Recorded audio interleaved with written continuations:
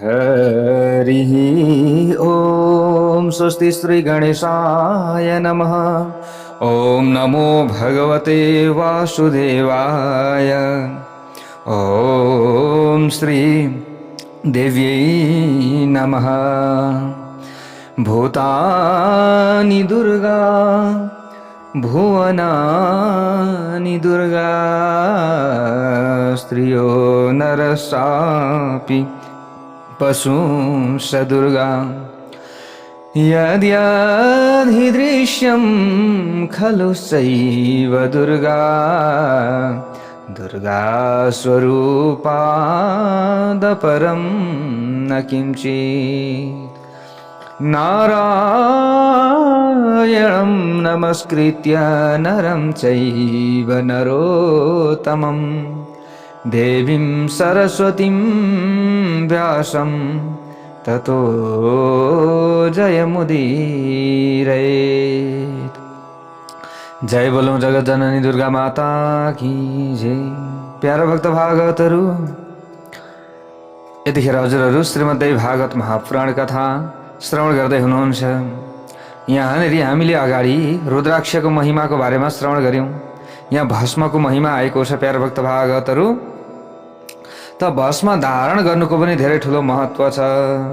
ल हेर्नुहोस्, भनिएको छ श्री हरिनारायण भन्नुहुन्छ, इदं शिरोव्रतं चीर्णं विधिवदेर्द्विजातिभिः तेषामेव परं विद्यां वदेदज्ञानवाधिकाम्।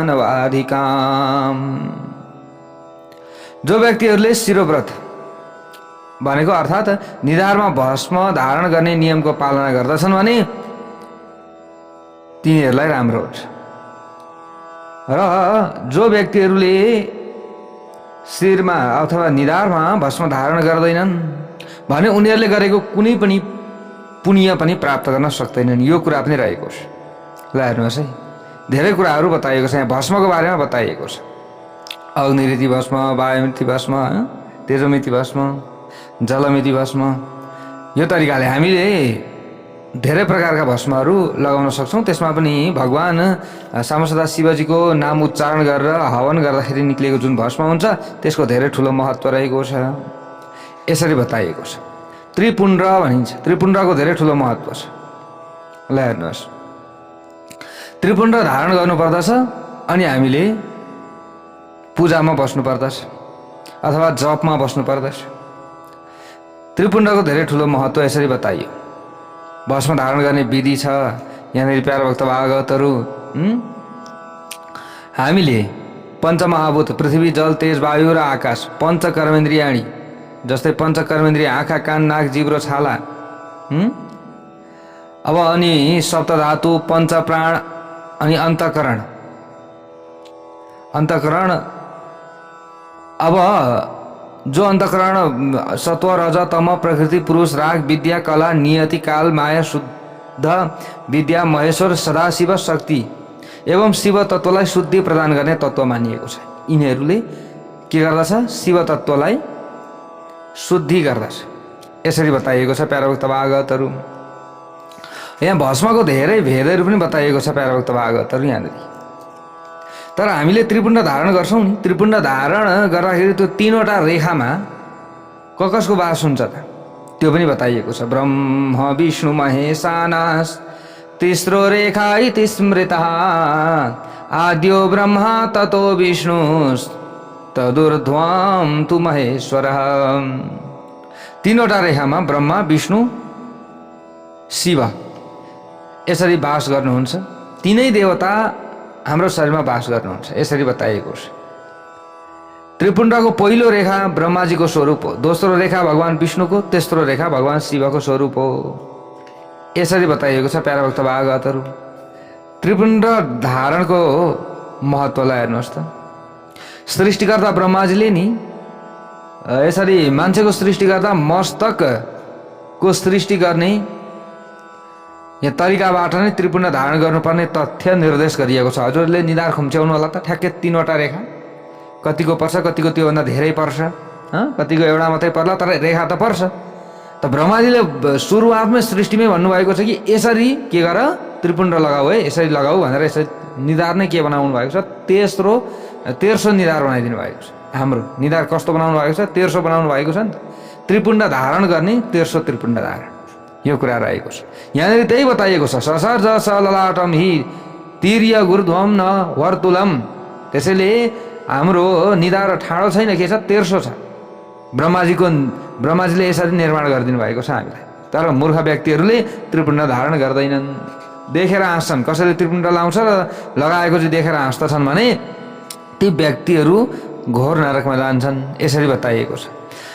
जसले त्रिपुण्ड नलाइकन चाहिँ कुनै पनि भगवानको नाम जप्दछ अथवा सेवा पूजा गर्दछ भगवानको भने त्यो फल पनि पाइँदैन, यसरी बताइएको छ।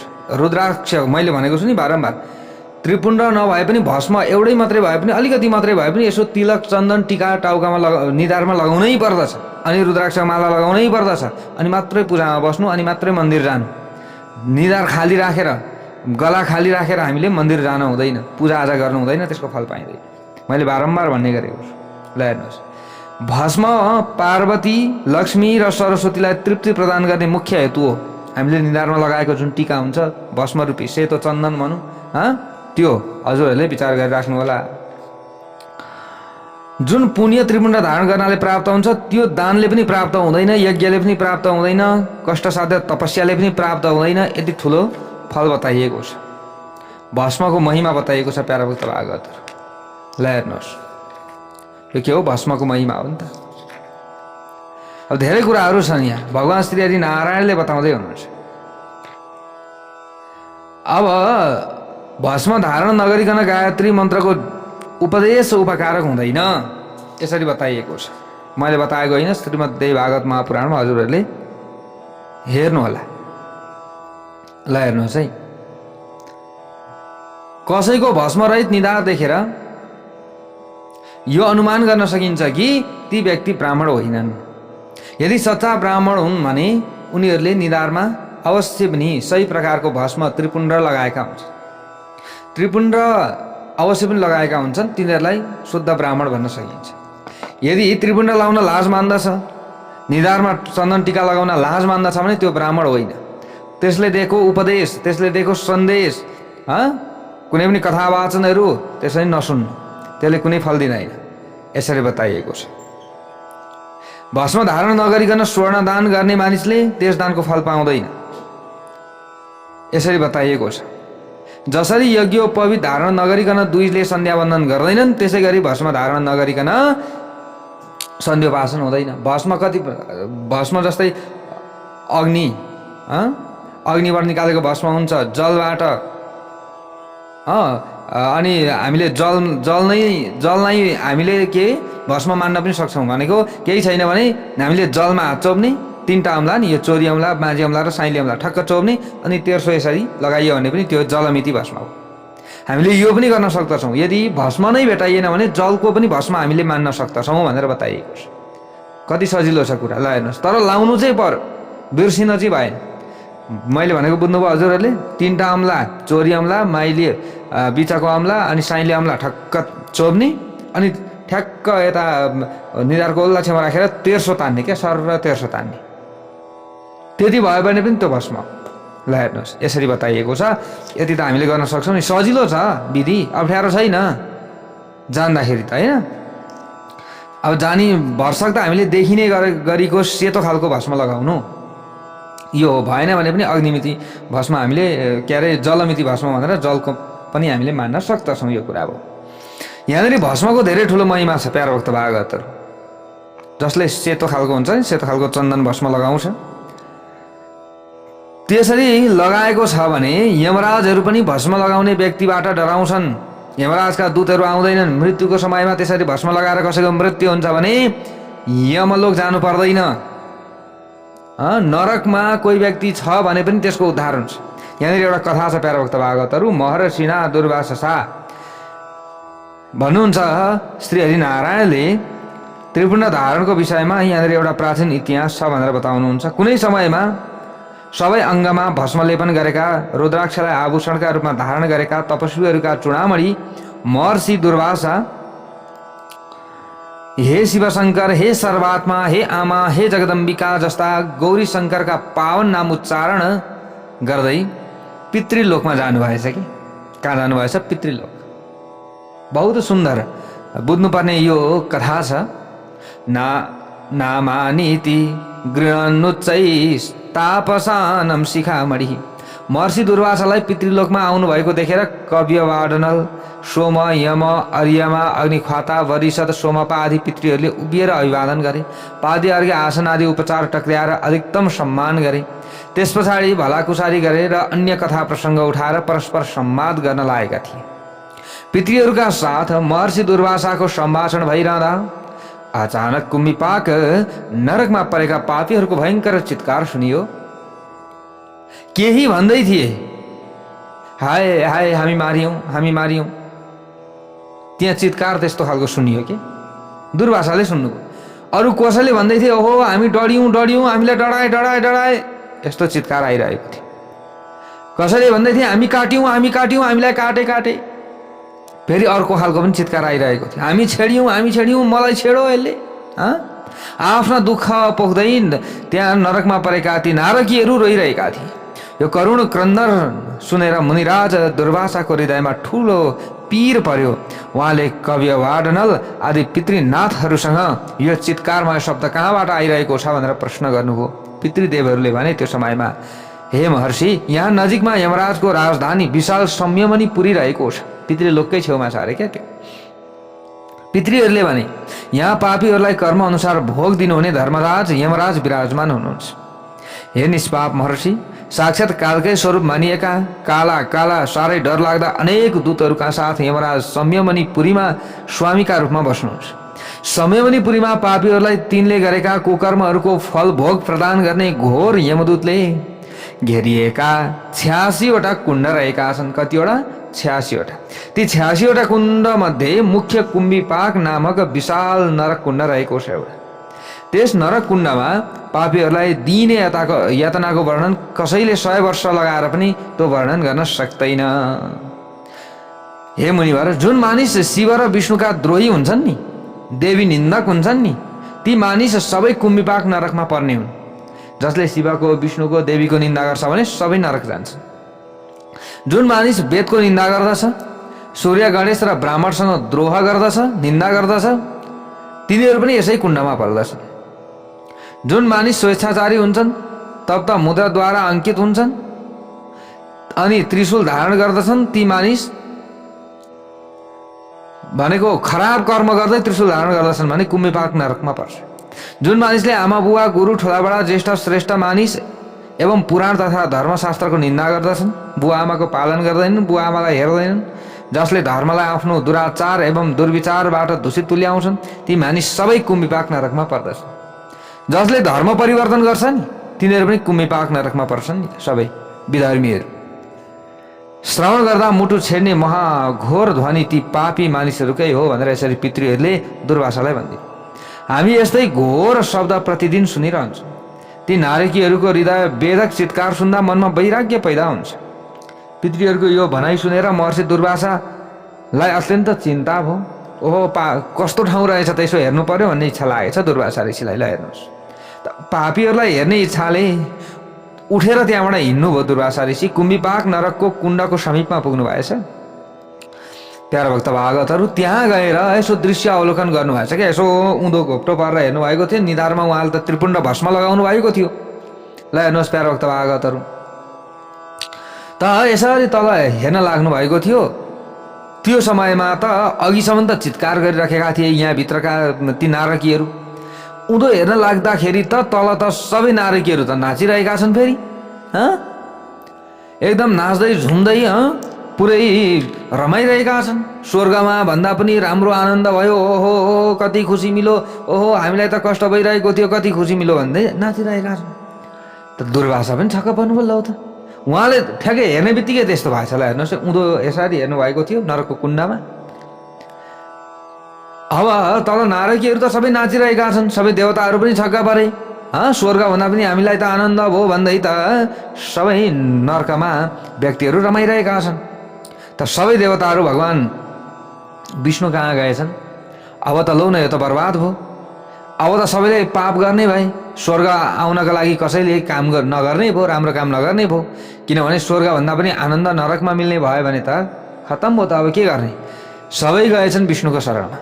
भगवान् श्रीहरि विष्णुले पनि यो पत्ता लगाउन सक्नु भएन, जानुभएछ कैलाशमा। ल हेर्नुहोस् प्यारो भक्त भागवतहरु, कैलाशमा गइसकेपछि भगवान् शङ्करले भन्नुभएछ, हे देवता हो मेरो कुरा सुन। त्यो चमत्कार त्यहाँ किन भइरहेको छ भन्दाखेरि मेरा जो भक्त थिए दुर्वासाले निधारमा त्रिपुण्ड भस्म लगाउनु भएको थियो। उहाँले गएर त्यो कुम्भिपाक नाम गरेको त्यो नरकको कुण्डमा यसो तल हेर्दाखेरि निधारमा भएको त्यो चन्दन जो धुलो थियो त्यो धुलो तल खस्यो, त्यो नरकमा तल खसेछ। खस्ने बित्तिकै त्यो नरक रहेन। अब त्यो नरक त यति चाहिँ राम्रो भयो कि त्यो नरकमा जो पर्छ त्यो कुम्भिपाकमा त्यहाँ पर्ने व्यक्ति त एकदम रमाउन लाग्यो। ल हेर्नुहोस्, यस्तो भएको हो, यो अरू केही पनि होइन, यो भस्मको महिमा हो। भस्मको रजको कण तल खस्ने बित्तिकै यस्तो भएको हो भनिसकेपछि सबै छक्का पारे। ओहो, त्रिपुण्ड भस्मको त यस्तो ठुलो महिमा छ। लौ त, ल हेर्नुहोस् है प्यारो भक्त भागवतहरु, किनभने साक्षात् त्रिपुण्डमा ब्रह्मा विष्णु महेश्वरको बास हुन्छ। अब त्यसैको कण त्यो ठाउँमा खसिसकेपछि त्यो ठाउँ पवित्र हुने भएन त, स्वतः हुने भयो। सबै दङ्गा परे प्यारो भक्त भागवतहरु। भगवानले भन्नुभयो अब उपरान्त कुम्भिपाक नरक पितृलोकमा बस्नेहरूका लागि त्यो तीर्थ हुनेछ। पितृलोकमा जो हुन्छन् पितृहरू, उनीहरूले त्यहाँ तीर्थ मानेर जानेछन् भनेर यसरी भगवानले भनिदिनु भयो।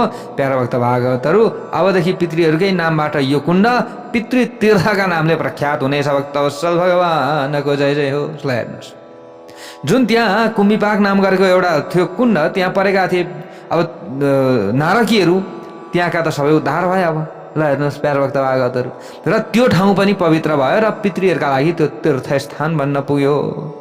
त्यहाँनिर भगवती देवीको स्थापना भयो र सबै पितृहरू कि ईश्वरीको पूजा त्यहाँनिर पितृहरूले गर्न लागे। अब ल हेर्नुहोस्, भस्मको महिमा यति साह्रो। त त्यो भस्मको रज त्यो कण त्यहाँ खस्ने बित्तिकै नारकीहरूको उद्धार हुनु, त्यो ठाउँ पवित्र हुनु भनेको त नरक पनि पवित्र हुनु भनिसकेपछि त हामीले त्रिपुण्ड भस्म भगवानको नाम उच्चारण गर्दै लाउँछौँ भने त हाम्रो यस शरीर के हुने रहेछ, हामी आफूले विचार गरौँ। ल हेर्नुहोस् है, यस्तो राम्रो कुरा छ। त त्रिपुण्ड ऊर्ध्वपुण्डको पनि यस्तै धेरै ठुलो कुराहरू छ। हामीले लगाउँदाखेरि नङ्ची पर्नु हुँदैन, निधारमा यसरी बताइएको छ प्यारो भक्त भागवतहरु। हामीले त्रिपुण्ड लगाएको, ऊर्ध्वपुण्ड लगाएको, जस्तै उँभो ठाडो चन्दन लगाएको, तेर्सो चन्दन लगाएको देख्छौँ नि हामी। त्रिपुण्डको त धेरै ठुलो महत्त्व छ, त्यसमा ऊर्ध्वपुण्डको पनि धेरै ठुलो महत्त्व रहेको छ प्यारो भक्त भागवतहरु।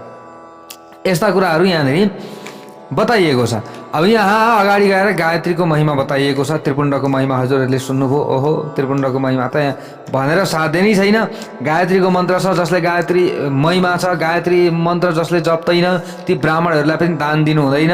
यदि दान दिनुहुन्छ भने तपाईँ पनि नरकमा पर्नुहुन्छ, दान लिनेवाला पनि नरकमा पर्छन्।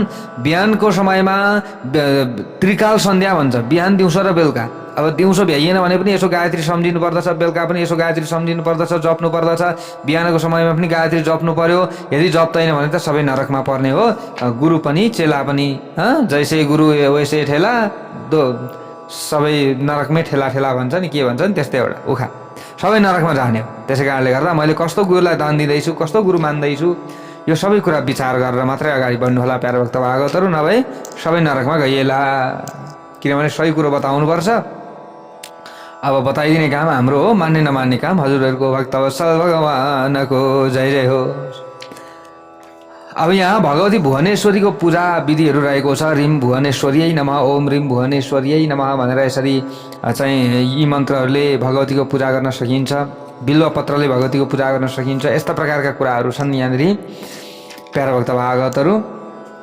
अब गायत्रीको फल त यहाँ धेरै ठुलो छ। यहाँ जसले गायत्री जप्त छ उनीहरूले त यसो आशीर्वाद दिन्छन् भने पनि धेरै ठुलो पुण्य मिल्दछ भनेर यसरी बताइएको छ। तर्पण अनि सन्ध्याको पनि धेरै ठुलो महत्त्व रहेको छ।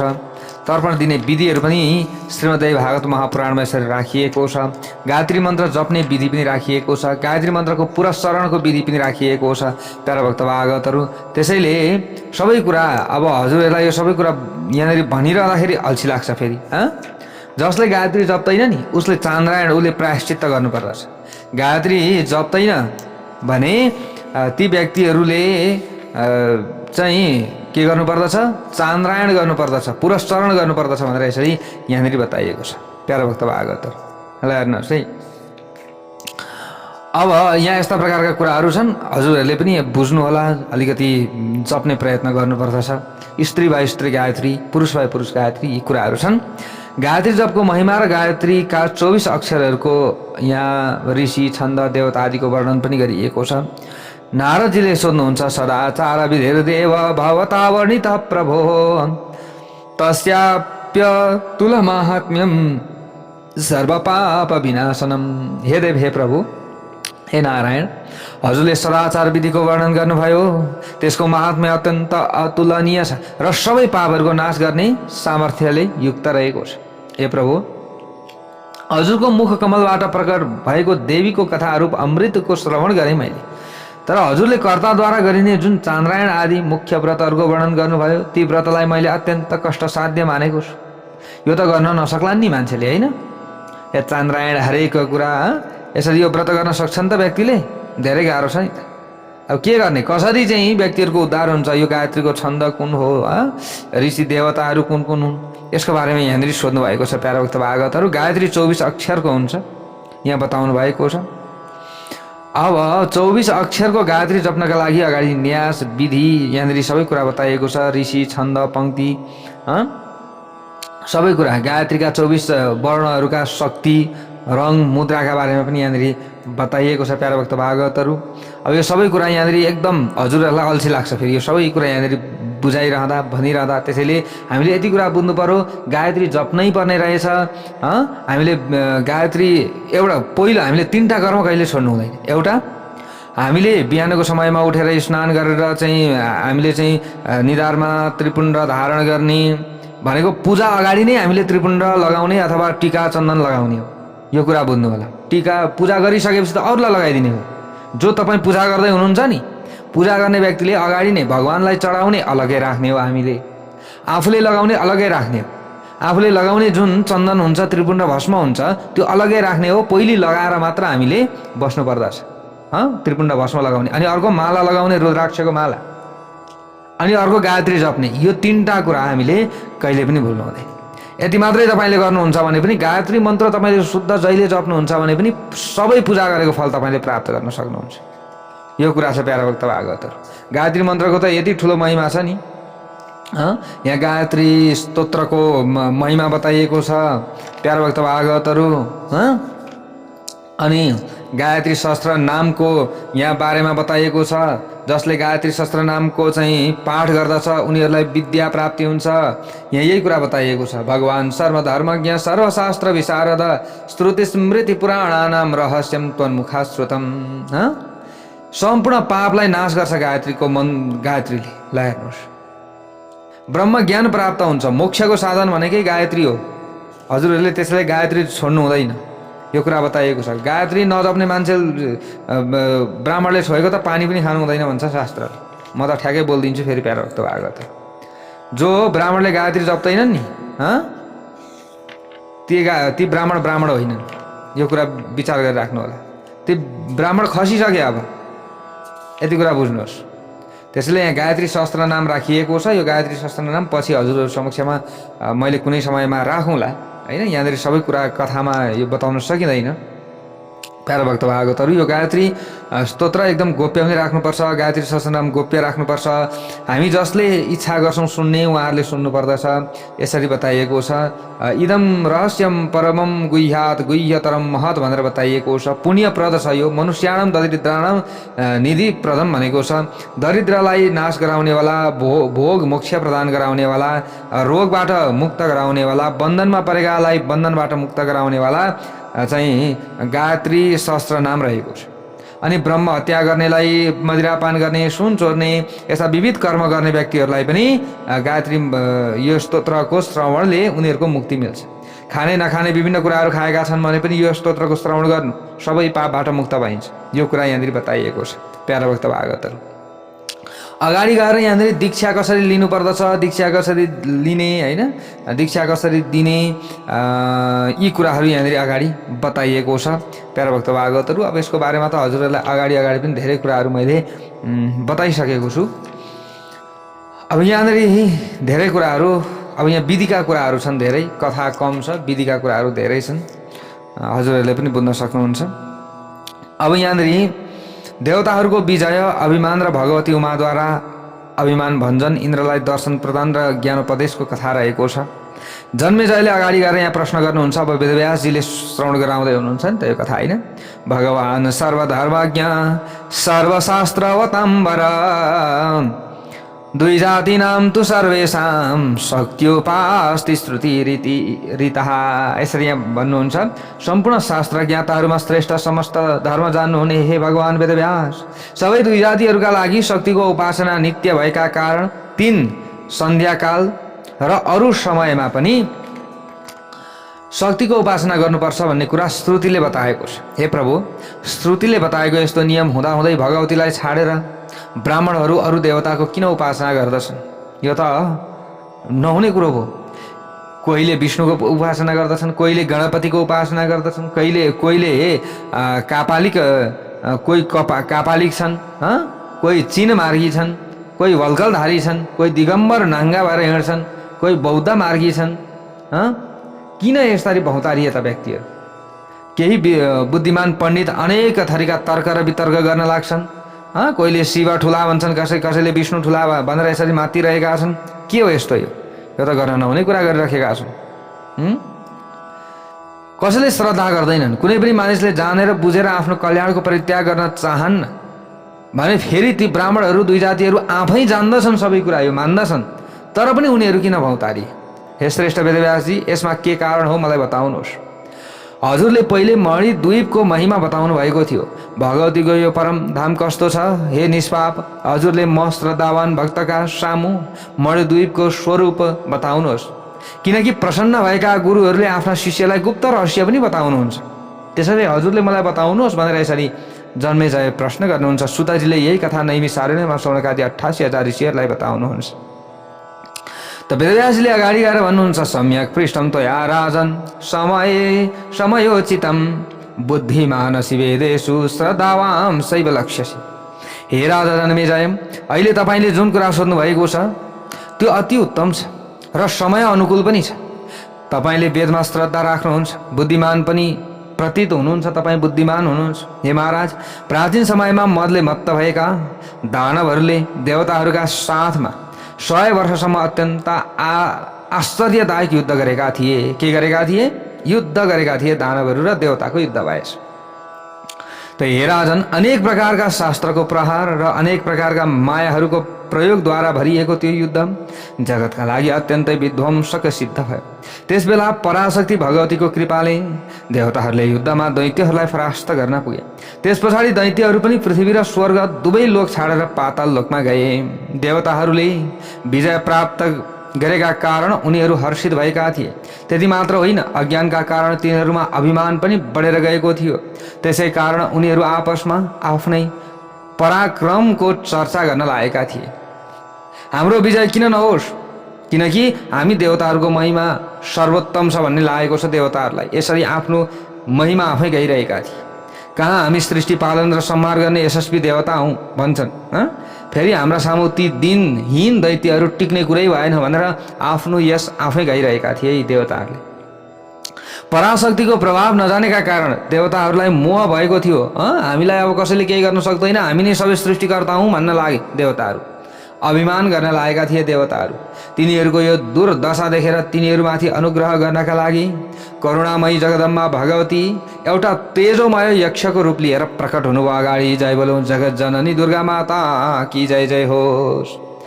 करोडौं सूर्य समान प्रकाश भएको, करोडौं चन्द्र समान शीतल, करोडौं बिजुली समान कान्ति भएको, तर हात खुट्टा आदि कुनै नङ नभएको, पहिले कहीँ पनि नदेखिएको अत्यन्त सुन्दर तेजलाई देखेर देवताहरू अचम्ममा पर्दा भए। हेर्नुहोस् है, परस्परमा उनीहरूले एक आपसमा भन्न लागे, यो कुनै दैत्यको चेष्टा त होइन, कुनै यो माया बलवती माया त होइन। एक आपसमा यसरी तर्क गर्न लागे। ती देवताहरूले एकै ठाउँमा जम्मा भएर विचार गरे। त्यो तेजका सामु गएर हामीले सोध्नु पर्दछ तिमी को हौ भनेर। यसरी सोधेपछि त्यसको बल कति छ र अबल कति छ भन्ने कुरा हामीले जानकारी लिन सक्दछौँ। अनि त्यसलाई कारबाही गर्नुपर्दछ। अनि देवराज इन्द्रले अग्निलाई बोलाए यति भनेर, र अग्निलाई बोलाएर भन्नुभयो इन्द्रले, हे अग्निदेवता तपाईँ जानुहोस्, किनकि तपाईँ हाम्रा निमित्त उत्तम मुख हुनुहुन्छ। त्यसैले त्यहाँ गएर यो जानकारी लिनुहोस् कि त्यो तेजस्वी पिण्ड के हो, त्यो के अगाडि आइरहेको छ, हाम्रो अगाडि आएको त्यो के हो, त भगवती नै आउनु भएको छ भन्ने कुरा उनीहरूलाई थाहा छैन। त हजार आँखा भएको इन्द्रको मुखबाट आफ्नो पराक्रमको प्रशंसा गरिएको वचन सुनेर अग्निदेव अत्यन्त खुसी भए। त्यो समयमा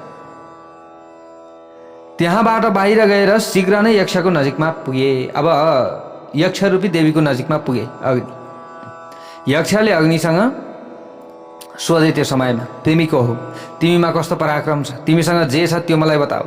त्यस पछाडि अग्निले भने, म अग्नि हुँ र म जात वेदा हुँ, सम्पूर्ण संसारलाई डराउने शक्ति ममा रहेको छ। त्यस पछाडि परम तेजस्वी यक्षले अग्निका सामु एउटा तृणको टुक्रा राखेर भने, तिमीमा संसारलाई नै भस्म गर्ने सामर्थ्य छ भने यो तृणको टुक्रा डढाइदेऊ त भनेर एउटा तृण उठाएर नि एउटा सिन्का उठाएर देखाए। त्यस पछाडि अग्निले आफ्नो सम्पूर्ण शक्ति प्रयोग गरी त्यस तृणलाई डढाउने प्रयास गरे, तर त्यसलाई भस्म गर्न समर्थ भएनन् अग्निलाई। हेर्नुहोस्, अग्निले डढाउनु पर्ने हो तर डढाएनन्। लाज मान्दै देवताहरू भएको ठाउँमा फर्केर आए। अब अग्नि देवताहरूद्वारा कस्तो कुराकानी भयो भने सोधिएपछि अब अग्निदेवले सबै कुरा बताउँदै भने, हे देवगण, सर्वेश भनेर हामीले आफूलाई बताएका थियौँ नि, हामी त सबै काम गर्न सक्छौँ भनेर हामीले बताएका थियौँ, हामीहरूको अभिमान व्यर्थ रहेछ।